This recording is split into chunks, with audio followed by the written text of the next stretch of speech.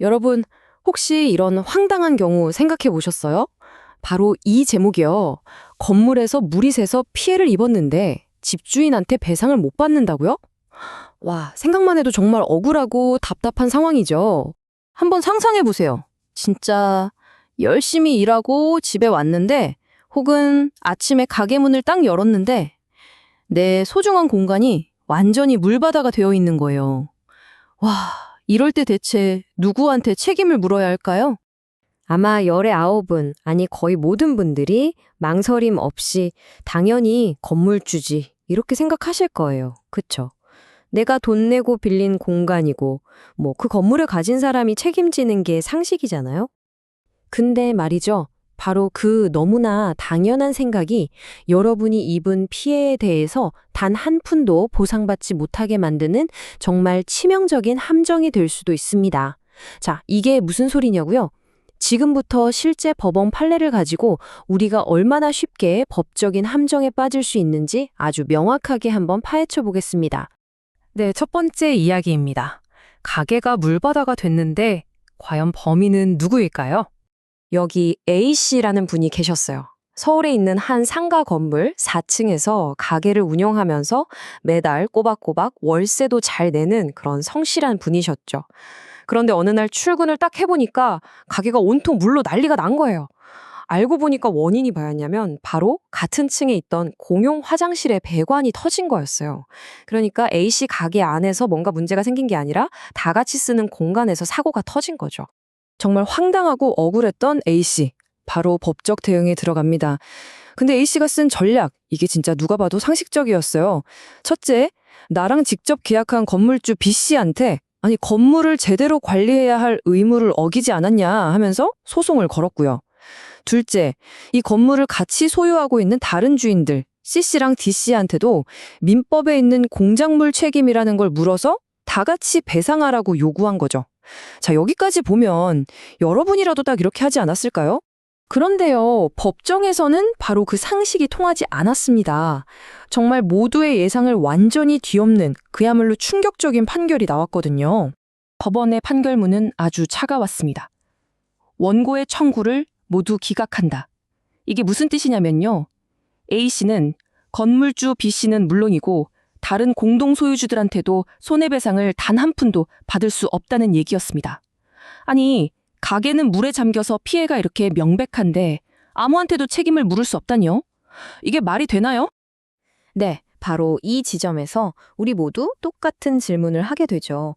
아니, 도대체 왜 이런 말도 안 되는 것 같은 판결이 나온 걸까요? 지금부터 그 미스터리를 한번 풀어보겠습니다. 법원이 왜 이런 판결을 내렸냐면요. 결론부터 말씀드리면 A씨가 진짜 범인, 그러니까 진짜 책임자를 놓쳤기 때문입니다. 진짜 책임자는 따로 있었거든요. 법원의 판단은 바로 이 지점에서 완전히 갈립니다.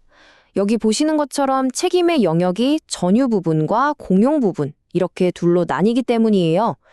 자, 전유 부분은 뭐냐면 내가 돈 내고 빌린 바로 그 가게나 집 내부를 말하는 거고요.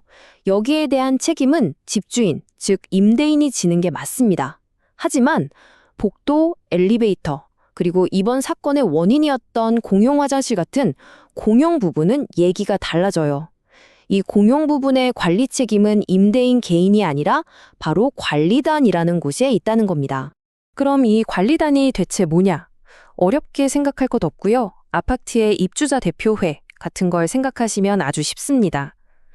법적으로 상가나 아파트처럼 한 건물을 여러 사람이 나눠서 소유하게 되면 그 주인들 전체로 자동으로 만들어지는 단체예요. 그리고 바로 이 관리단이 복도나 주차장 같은 공용 부분을 관리하고 보수할 법적인 권한과 책임을 동시에 갖는 주체가 되는 거죠.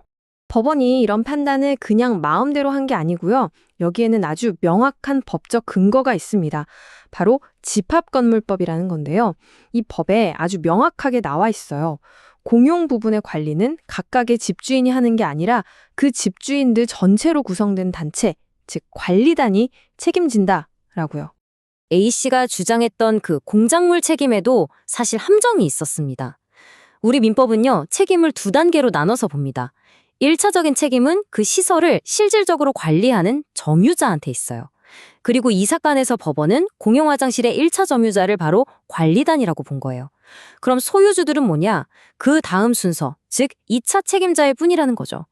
A씨는 1차 책임자인 관리단을 건너뛰고 2차 책임자인 소유주들한테 바로 소송을 걸었던 겁니다. 법이 정한 순서를 따르지 않았으니 질 수밖에 없었던 거죠. 결론은 아주 간단합니다. A씨가 피해를 안 입은 게 아니에요. 소송 상대를 완전히 잘못 고른 겁니다. 건물주나 다른 소유주가 아니라 그 건물의 관리단을 상대로 소송을 걸었어야 했던 거죠.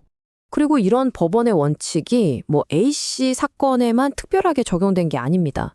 다른 여러 판결에서도 아주 일관되게 확인되는 내용이에요. 자, 여기 다른 두 가지 사례를 보시죠. 수원지방법원과 서울고등법원 판결인데요. 두 사건의 공통점이 뭔지 보이시나요? 바로 관리단이나 입주자 대표회의가 직접 소송의 주체가 됐다는 겁니다.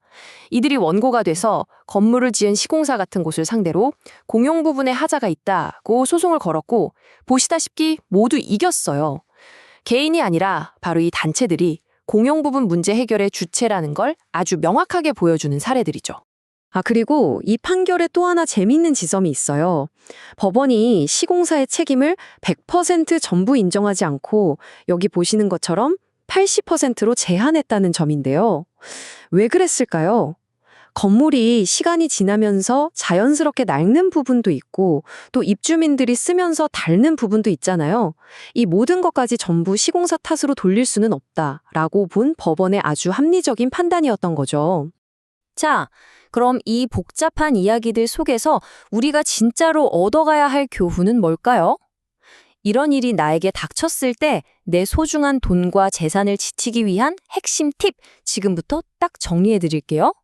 혹시라도 비슷한 피해를 입으셨다면 이 5가지는 절대 잊지 마세요. 첫째, 다른 거 다 제쳐두고 무조건 사진, 영상으로 증거부터 남기세요. 이게 최우선입니다. 둘째, 책임 주체를 정확히 확인해야 합니다. 이거 공용 부분 문제 같은데? 싶으면 집주인이 아니라 관리단부터 찾아보세요. 셋째, 내가 쓴 임대차 계약서를 다시 한번 꺼내서 혹시 특별한 조항은 없는지 꼼꼼하게 보시고요. 넷째, 무턱대고 소송부터 걸지 말고 반드시 변호사와 먼저 상담해서 정확한 상대를 딱 특정해야 합니다. 그리고 마지막 5번째, 사실 이게 제일 중요할 수도 있는데 평소에 우리 건물 관리단이 제대로 일하고 있는지 관심을 좀 갖는 겁니다. 오늘 이야기의 핵심, 딱 한 문장으로 요약하면 바로 이겁니다. 억울한 마음에 감정적으로만 나설 게 아니라 법이 정한 올바른 상대에게 올바른 방법으로 책임을 묻는 것. 이게 무엇보다 중요하다는 사실입니다. 자, 오늘 내용 어떠셨나요? 이제 이 설명을 마무리하면서 여러분께 질문 하나를 던지고 싶습니다. 지금 여러분이 살고 계신 혹은 일하고 계신 바로 그 건물의 관리단, 과연 제 역할을 제대로 하고 있을까요? 한 번쯤 관심을 가져보는 것, 그게 어쩌면 미래에 닥칠지 모를 큰 피해로부터 내 재산을 지키는 가장 확실한 첫걸음이 될 수 있습니다.